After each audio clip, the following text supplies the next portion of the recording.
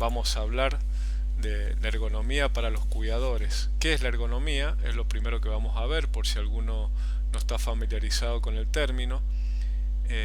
Pero lo importante es que vamos a aprender a protegernos ante los diferentes esfuerzos, diferentes posturas, diferentes posiciones que como cuidador, que como acompañante terapéutico estoy obligado a realizar, ¿sí? Si, pue- si, si pueden silenciar el micrófono,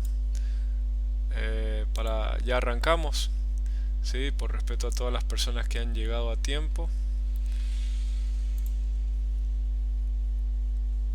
Ahí estamos ahora. Muy bien. Entonces, ahí se va a seguir uniendo gente, pero vamos a arrancar. Sí, este tema es muy interesante. Espero que les guste. Estamos hoy 16 de agosto, miércoles. Transmitimos de Mendoza, Argentina. ¿Sí?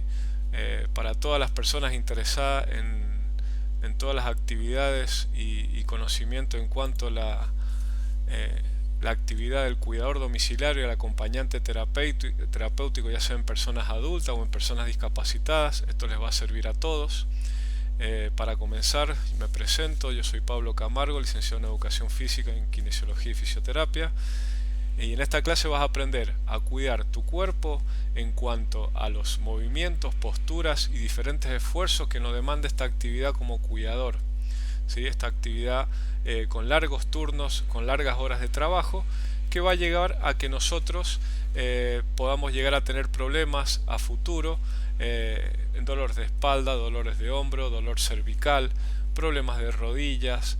Más que nada les voy a ir marcando los diferentes errores y diferentes dificultades que tienen los cuidadores, ya que en el taller teórico práctico que hacemos de forma presencial en Maipú, Mendoza, con camilla, entre nosotros, hacemos los diferentes movimientos, y he podido ver diferentes errores que quizá usted se sienta identificado para que lo puedan corregir. Esta es una de las unidades que vemos en el taller completo de ergonomía del cuidador. Acá vamos a ver una parte de esta unidad número 3, ¿sí?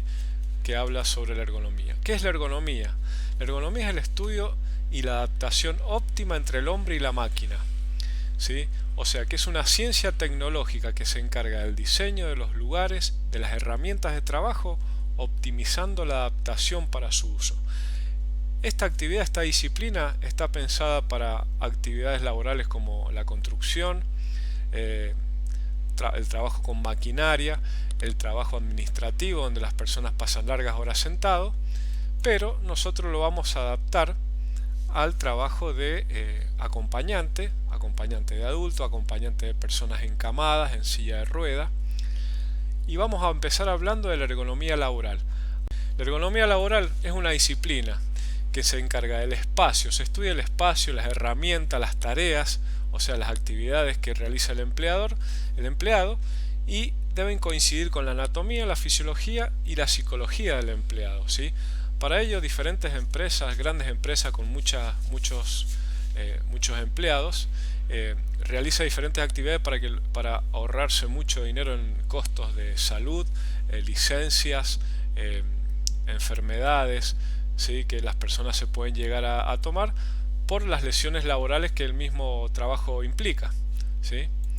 Por eso que la ergonomía tiene el objetivo de mejorar la seguridad del trabajador, armonizar al trabajador con su ambiente y las condiciones de trabajo, que esto algo hemos hablado anteriormente, que ustedes al llegar al lugar de trabajo tienen que adaptar a su comodidad y a la del paciente todas las condiciones del hogar. Por ejemplo, las camas tienen que estar a una altura donde el paciente se levante de manera fácil, o sea que esté dentro de todo un poquito más alta de lo común. La pueden subir 10 centímetros con algún material que puedan tener a mano, entonces el paciente se levanta mucho más fácil. Por ejemplo, las sillas de rueda, los pasamanos, las bandas antideslizantes, los pasamanos y los agarres en los baños, todo eso hace a la ergonomía del trabajador porque le facilita tanto al paciente como al cuidador y le evita diferentes accidentes. aligerarle la carga física, como los cinturones, ¿sí? Como los diferentes agarres, diferentes posturas que vamos a ver que tiene que tener el cuidador y tres condiciones fundamentales que ustedes hayan memorizado el día de hoy para que lo apliquen el día de mañana mismo en su trabajo. Aliviar la tensión nerviosa, buscar comodidad, confort, eficiencia productiva y reducir y modificar el trabajo repetitivo, que nosotros tenemos diferentes movimientos que lo hacemos repetidamente a lo largo de la jornada laboral, que vamos a ver más adelante. Y mejorar la calidad del producto, le llamamos producto al trabajador, ¿sí? Entonces, teniendo en cuenta todas estas condiciones que nos pide la ergonomía, nosotros como cuidadores, como acompañantes, tenemos que tener en cuenta estos tres conceptos que voy a pedir que se memoricen, porque vamos a ver a continuación de qué se trata cada uno y cómo se utilizan aplicándolo a los movimientos y a las posturas, ¿sí? La línea de gravedad, el centro de gravedad y la base de sustentación. Estos tres conceptos los tienen que tener incorporados y tenerlos en cuenta a la hora de levantar un paciente, de acostarlo, de llevarlo al baño, de llevarlo al sillón, de levantarlo.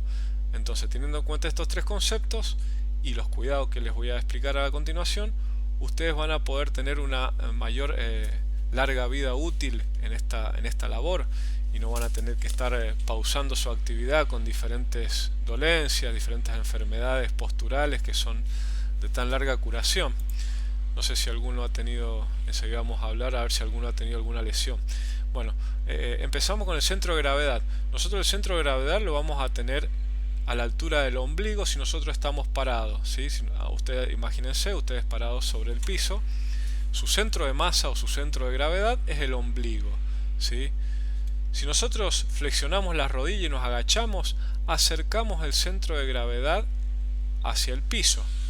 O sea, el centro de gravedad sube un poquito cerca del pecho, pero a la vez nosotros vamos a tener más estabilidad. Y ahora les explico por qué. Primero el centro de gravedad. Vamos con la base de sustentación. Acá tenemos el apoyo de los pies, que vamos a llamar la base, como si fuera la base de un edificio. Nosotros somos el edificio. Y a medida que yo amplío la base de sustentación, mi cuerpo va a estar más equilibrado. Por eso van a ver que a mayor separación de pie, ustedes van a estar más estables en posición de parado. Y si yo a eso le agrego que flexiono las rodillas, la estabilidad y el equilibrio va a aumentar en el cuidador. Por eso son cosas que nosotros tenemos que tener en cuenta, ¿sí? Un buen apoyo, un buen calzado, ya vamos a ver, ¿sí? Una buena higiene en la salud de las rodillas, que ya lo vamos a ver también. Entonces tenemos en cuenta dos cosas acá: base de sustentación. A la hora de hacer esfuerzo, lo recomendable es que sea lo más amplio posible, ¿sí? Y tenemos también la línea de gravedad, es una línea imaginaria que pasa por el centro de la oreja, hombro, cadera y rodilla. A medida que yo inclino el cuerpo, ya sea adelante o atrás, esta línea de gravedad se mueve, ¿sí? Y me modifica las diferentes fuerzas que puede hacer el cuerpo. Fíjense acá cómo se mueve el centro de gravedad y la línea de gravedad si yo me agacho hacia adelante. Esto lo que va a pasar es que por palancas la zona lumbar va a ser la más sobrecargada, que esta es una posición muy común, que para no flexionar las rodillas nosotros flexionamos todo el tronco. Son cosas que tenemos que tener en cuenta. Entonces esta línea de gravedad, que también me une al centro de gravedad, tenemos que tenerla siempre que pase por la mitad de las articulaciones que le nombré anteriormente. Ahora, esta línea de gravedad se modifica por las diferentes posturas. Fíjense, una persona, acá podemos ver el ejemplo de una persona con las caderas hacia afuera, o sea, una embarazada que va a adquirir esta postura. Fíjense cómo la línea de gravedad se mueve hacia atrás y hay una descompensación en las curvaturas del cuerpo. Esto hace sobrecarga en la zona lumbar, dolor en la parte dorsal porque está llevando los hombros siempre hacia atrás, porque si no se caería hacia adelante. Las personas con una curvatura aumentada en la parte dorsal tienden a tirar los hombros para adelante, ¿sí? Y en desequilibrio que me lleva a diferentes problemitas. Y tenemos la correcta alineación, en donde las personas con una alineación con la cabeza mirando hacia adelante, sin mirar al piso, hombros hacia atrás. Acá tenemos la línea correcta de gravedad, ¿sí? Nosotros también tenemos que tener en cuenta, como dijimos recién, la base de sustentación. El calzado es muy importante. Acá tenemos el calzado ideal, en donde la parte del talón tiene que tener un realce de 2 centímetros. ¿Qué pasa? Cuando el realce es mayor, generalmente cuando usamos tacos o diferentes calzado que tiene un mayor realce, hay una sobrecarga sobre los metatarsos, porque el peso del cuerpo que cae por acá, al estar el talón más arriba, tira todo el peso a la punta de los pies. Y a la punta de los pies, ¿qué me produce? Dedos martillo, metatarsalgia, o sea, dolor en el metatarso, dedos en garra, a la larga lleva a los conocidos juanetes, ¿sí?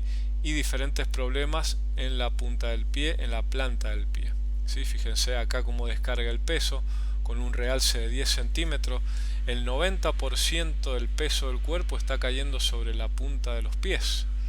Por eso es que los pies, para adaptarse a esta carga, tienen que ponerse en esta curvatura, en dedo martillo o en dedo en garra, ¿sí? Y produce mucho desgaste en esta zona. Después se desvía ese huesito hacia afuera. Entonces eso son cosas que tenemos que tener en cuenta, ¿sí? El calzado es muy importante. ¿Y qué pasa con este calzado? Fíjense, acá tenemos este tipo de calzado, pero el cuerpo, para mantener el equilibrio, tiene que hacer diferentes modificaciones. Esto lo hace de forma natural, ustedes no están pensando en estas modificaciones, pero el cuerpo sí tiene que hacer el modificador para mantener el equilibrio, si no se caería. Fíjense, aumenta la flexión de rodilla, aumenta la flexión de cadera, esta curvatura lumbar aumenta y por ende aumenta se modifica la posición cervical. Todas estas modificaciones se producen por la elevación exagerada del calzado.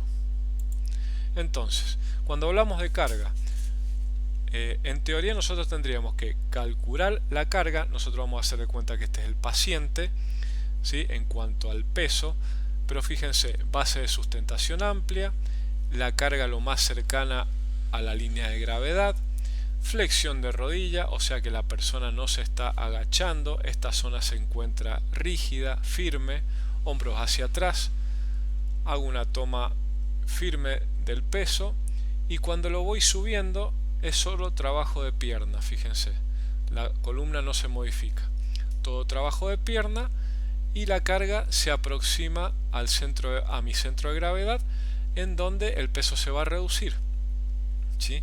Si nosotros tomamos este ejemplo y lo llevamos a un paciente, vamos a ver a continuación lo que pasa. ¿Qué pasa si la carga yo la alejo de mi centro de gravedad y mi línea de gravedad? Fíjense acá, esta carga, hagamos de cuenta que acá pesa 10 kilos, si nosotros la alejamos del cuerpo va a pesar mucho más, va a pesar 20 kilos. ¿Y dónde es la zona que se ve recargada? La zona lumbar, ¿sí?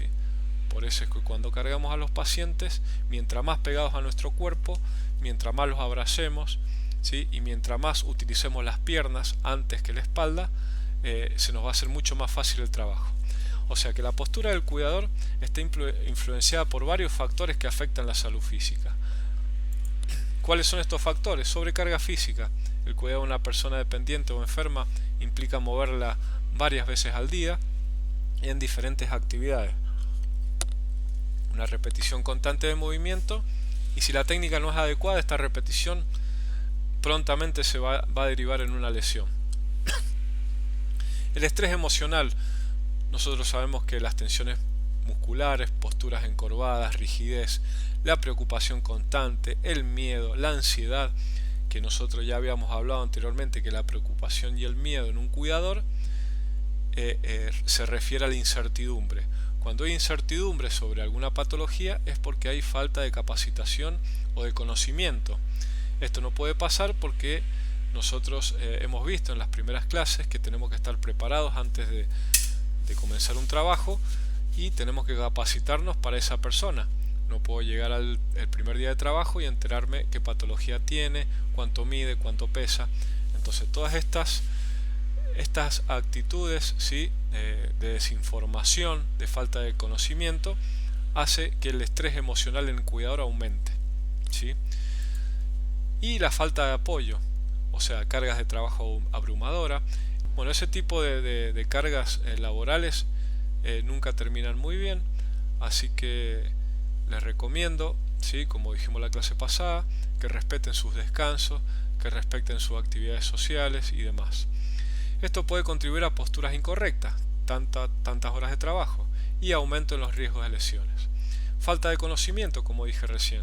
Muchos cuidadores no reciben capacitación adecuada sobre cómo realizar diferentes tareas. Normalmente lo que pasa, que yo me he dado cuenta y me han comentado, yo siempre consulto con los alumnos. Este fin de semana pasado comenzamos con el taller presencial, y la mayoría de los alumnos que consulto han aprendido a diferentes posturas y movimientos mirando a la compañera de trabajo. Entonces, no, generalmente si esta compañera de trabajo lo hace mal, y yo lo voy a hacer mal también.